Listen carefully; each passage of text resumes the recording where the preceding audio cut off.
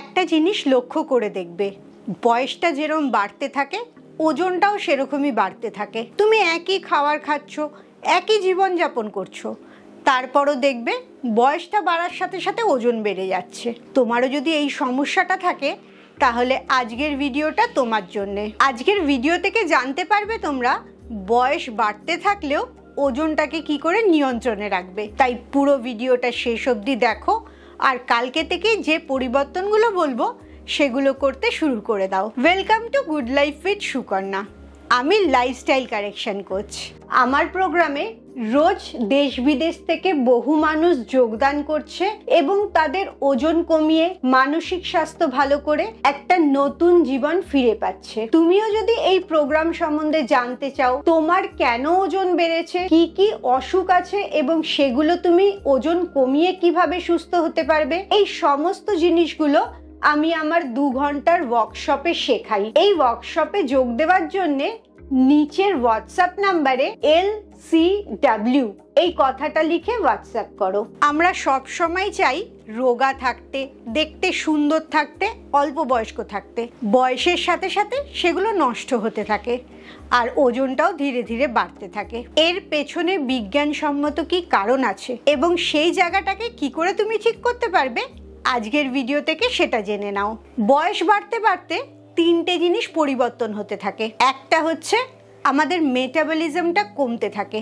যত মেটাবলিজম কমবে তত ওজন বাড়বে।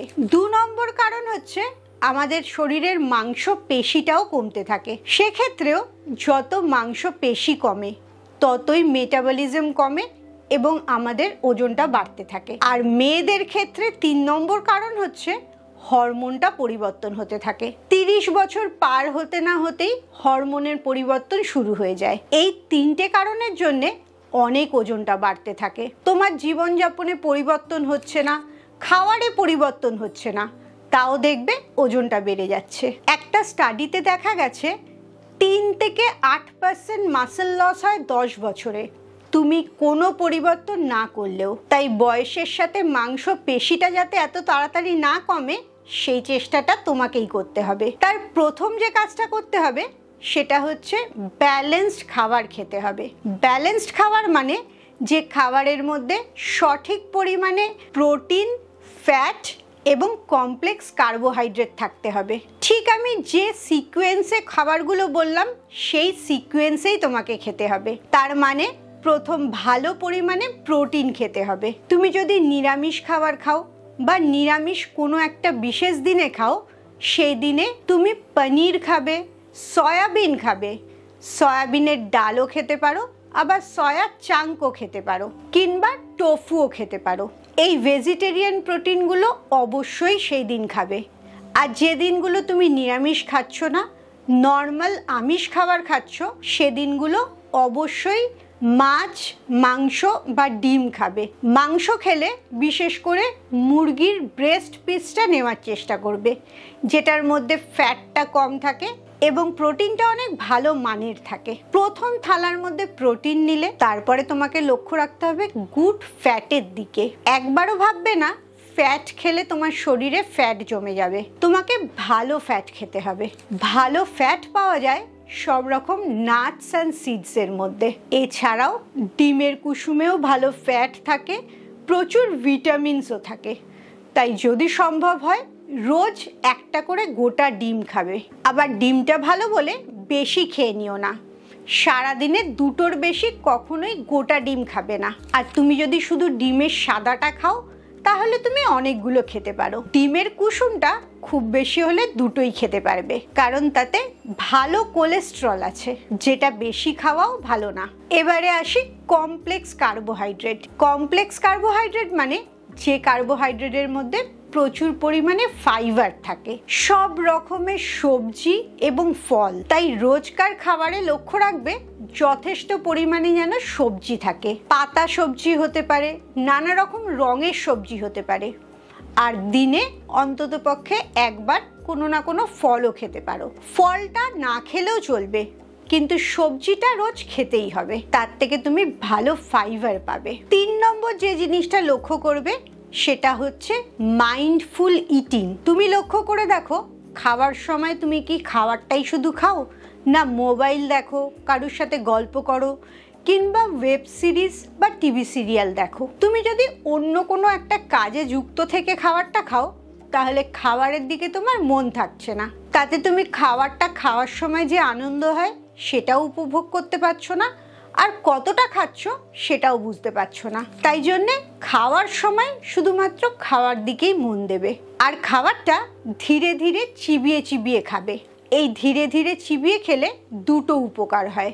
একটা হচ্ছে তুমি খাবারটার যে তৃপ্তিটা সেটা উপভোগ করতে পারো। তোমার মুখের ভেতরেই হজমটা শুরু হয়ে যায়, কারণ যত ভালো খাবারটা চেবাবে তত ভালো খাবারটা হজম হবে, তোমার শরীর তার থেকে পুষ্টিটা তত ভালো নিতে পারবে। আর দ্বিতীয় উপকার যেটা হয় সেটা হচ্ছে তুমি যখন ধীরে ধীরে খাচ্ছ, তোমার পেট ভরে গেছে, এই সিগন্যালটা ব্রেনে যেতে টাইম লাগছে। তাই তুমি ধীরে খেলে ব্রেনে ঠিক টাইমে সিগন্যালটা যাচ্ছে এবং তুমি সেখানেই খাওয়াটা থামিয়ে দিতে পারছো। সেই জায়গায় তুমি যদি খুব তাড়াতাড়ি খেতে থাকো, তোমার পেট ভরে গেছে এই কথাটা ব্রেন অবধি পৌঁছাতে পৌঁছাতেই তুমি আরও অনেক বেশি খাবার খেয়ে নাও, এবং তখন তোমার হাইঢাই করে, হজমের সমস্যা হয়, বেশিরভাগ সময় মনে হয় পেটটা ভার হয়ে গেছে, রাত্রিবেলা আর কিছু খাবো না, বা রাত্রে খাবার নিয়ম আছে তাই খেয়ে নিচ্ছি কিন্তু খিদেটা পাচ্ছে না। এই সমস্ত কারণগুলোর জন্যেই তোমার ওজনটা আরও বাড়তে থাকে, চর্বিটাও বাড়তে থাকে। এই সমস্যাটার সমাধান একটাই, সেটা হচ্ছে মন দিয়ে ধীরে ধীরে খাবারটাকে উপভোগ করে খাওয়া। এবারে আসি এক্সারসাইজে। এমনিতেও যত বয়স বাড়তে থাকে শরীরে নানা রকম যন্ত্রণা হতে থাকে, স্ট্যামিনা কমতে থাকে, কাজের প্রেশার বাড়তে থাকে, মেন্টাল স্ট্রেসটাও বাড়তে থাকে। সে জায়গায় তুমি বলবে এক্সারসাইজ করার কোনো সময় নেই। আমিও বলবো সত্যি এক্সারসাইজ করার কোনো সময় নেই, কিন্তু হাঁটা চলা করার তো সময় আছে। যে জিনিসটা তুমি রিমোটে করছো বা যে জিনিসটা তুমি লোককে দিয়ে করাচ্ছ, সেটার কিছুটা কাজ তুমি নিজে করতে পারো। লিফটে করে দোতলা তিনতলায় না উঠে তুমি হেঁটে উঠতে পারো, রিক্সা করে বাজারে না গিয়ে হেঁটে বাজারে যেতে পারো, কিংবা বাড়ির কোনো একটা কাজ যে কাজের জন্য তোমায় দৈহিক পরিশ্রম করতে হয়, ঘর পরিষ্কার করা বা বাগান করা, যে কোনো পরিশ্রমের কাজ, সেই কাজটা তুমি নিজে করতে পারো। এই সব কাজের মাধ্যমে তোমার শরীরটার মুভমেন্টস হবে। তুমি সকালবেলা বা বিকেলবেলা আধ ঘন্টা হাঁটলে বা জিমে গেলে তুমি হয়তো ভাবছো তোমার প্রচুর এক্সারসাইজ হয়ে যাচ্ছে, কিন্তু সেটার পরে তুমি সারাদিন বসেই থাকছো, তাতে উপকারটা কিছু হচ্ছে না।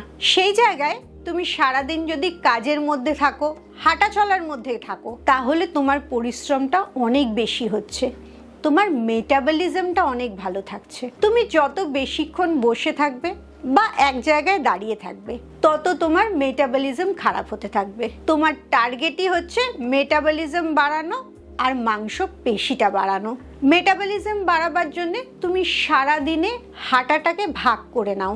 সকালের ব্রেকফাস্ট খাওয়ার পর 10 মিনিট হাঁটলে, দুপুরের লাঞ্চের পর 15 মিনিট হাঁটলে, বিকেলবেলা 15 মিনিট হাঁটলে, আবার রাত্রে ডিনারের পরেও 15 মিনিট হাঁটলে। এইভাবে যদি হাঁটাটাকে ছোট ছোট করে ভাগ করে নাও, তোমার পা ব্যথা থাকলেও এই 10-15 মিনিট হাঁটতে কোনো অসুবিধা হবে না, আর সারাদিনে তোমার হাঁটা চলাটা ঠিকঠাক থাকবে। এতে তোমার মেটাবলিজমটা বাড়ছে, একটা ভালো এক্সারসাইজ হচ্ছে, যে এক্সারসাইজটা তুমি সারা জীবন করতে পারবে। তার জন্য আলাদা সময়ও বার করতে হবে না, আলাদা করে জিমে বা অন্য কোথাও যেতেও হবে না। আর একটা কাজ করবে, সেটা হচ্ছে স্ট্রেংথ ট্রেনিং। আমি তোমাকে ডাম্বেল নিয়ে এক্সারসাইজ করতে হবে সেটা বলছি না, কিন্তু বাড়িতে 1 লিটার বা 2 লিটারের জলের বোতল থাকে, সেটা নিয়ে তুমি একটু ফ্রি হ্যান্ড এক্সারসাইজ করতে পারো। সারাদিনে 5 মিনিটও যদি তুমি একটু ওজন নিয়ে এক্সারসাইজ করো, তাহলে তোমার মাংসপেশিটা অনেক ভালো থাকবে, মাংসপেশির ক্ষয়টা কম হবে, সেদিক থেকেও তোমার ওজন কমাতে অনেক সুবিধা হবে। বয়স যত বাড়তে থাকে তত দায়িত্ব বাড়তে থাকে, অভিজ্ঞতা বাড়তে থাকে। অভিজ্ঞতা বলতে ভালোটা যত না মাথায় রাখছো, তার থেকে খারাপ অভিজ্ঞতাগুলো অনেক বেশি মাথায় থাকছে, আর এই কারণে স্ট্রেসটাও বাড়তে থাকছে। তার রেজাল্ট হচ্ছে তোমার ঘুম কম হচ্ছে, স্ট্রেস বেশি হচ্ছে, আর এই জন্যে হরমোনটা পুরোপুরি নষ্ট হয়ে যাচ্ছে। বয়সের সাথে ওজন বাড়ার 3টেই কারণ। একটা মেটাবলিজম, যেটা কি করে ঠিক করবে বলে দিলাম। সারাদিন হাঁটা চলার মধ্যে থাকবে, ব্যালেন্সড খাবারের মধ্যে থাকবে। দ্বিতীয়টা মাসেল ঠিক রাখা, সেটাও স্ট্রেংথ ট্রেনিং করবে, সারাদিন হাঁটা চলা করবে এবং খাওয়াটায় ভালো পরিমাণে প্রোটিন রাখবে। 3 নম্বর হচ্ছে হরমোনটা ঠিক রাখা। আর এই হরমোনটা ঠিক রাখতে গেলে মেন্টাল স্ট্রেস আর ঘুম, এই দুটোকেই ঠিক করতে হবে। ঘুমের জন্যে একটা রুটিন সেট করবে। ঘুমের আগে কি রুটিন করবে তার আমার একটা ভিডিও আছে, আমি লিংক দিয়ে দিচ্ছি। এই ভিডিওটা শেষ হলে অবশ্যই সেই ভিডিওটা দেখবে। ঘুমটা রোজ যেন 7 থেকে 9 ঘন্টার মধ্যে হয়, মাঝখানে কোনো ব্রেক দিলে চলবে না। অনেকেই ভাবে রাত্রে ঘুম কম হচ্ছে, দুপুরে ঘুমিয়ে নেব, সেটা করলে হবে না। একটানা রাত্রিবেলায় 7 ঘন্টার থেকে 9 ঘন্টা ঘুমাতে হবে। আর মেন্টাল স্ট্রেসটা ঠিক রাখার জন্যে ব্রিদিং এক্সারসাইজ করবে। মেডিটেশন যারা করতে ভালোবাসো তারা মেডিটেশন করবে, কিংবা আমার গ্র্যাটিটিউড প্র্যাকটিস কোর্সও জয়েন করতে পারো। গ্র্যাটিটিউড প্র্যাকটিস কোর্সটা লাইফ টাইম কোর্স। এই প্র্যাকটিসটার মধ্যে সবসময় থাকলে দেখবে তোমার মেন্টাল স্ট্রেস অনেক কমে গেছে।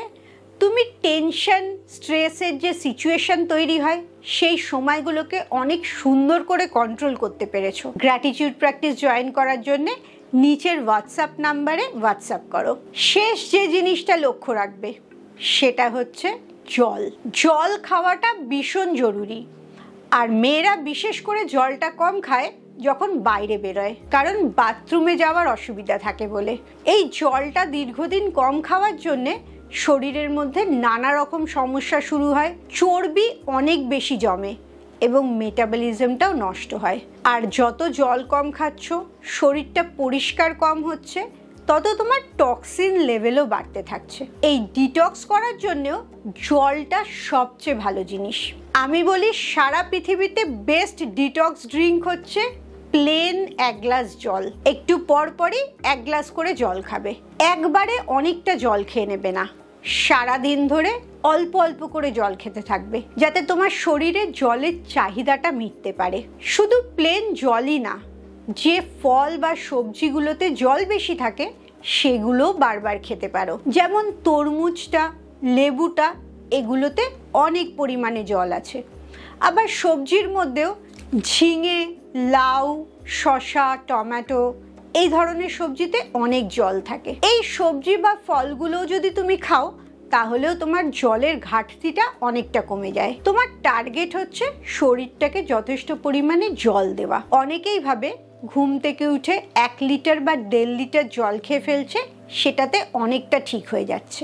এতটা জল এত তাড়াতাড়ি যখন তোমার শরীর পাচ্ছে, তখন শরীরটা সেটাকে ব্যবহার করতে পারছে না, ইউরিন দিয়ে বেরিয়ে যাচ্ছে। উল্টে সেখানে কিডনিতে প্রেশারও পড়তে পারে। তাই জন্য কখনোই অনেকটা জল একবারে খাবে না, অল্প অল্প করে স্ট্র দিয়ে বা গ্লাসে করে সারা দিন ধরে জল খাবে। এতে দেখবে টয়লেটটা বেশি হবে না, কারণ অতটা জল বেরিয়ে যাচ্ছে না। এবং ধীরে ধীরে তোমার শরীরে যখন জলটা বাড়তে থাকবে, তখন তোমার শরীরের টক্সিনটা কমতে থাকবে, চর্বিটা কমতে থাকবে। আর শরীর যত টক্সিন মুক্ত থাকবে ততই রোগ মুক্ত থাকবে। তাই জলটা মনে করে রোজ খাবে।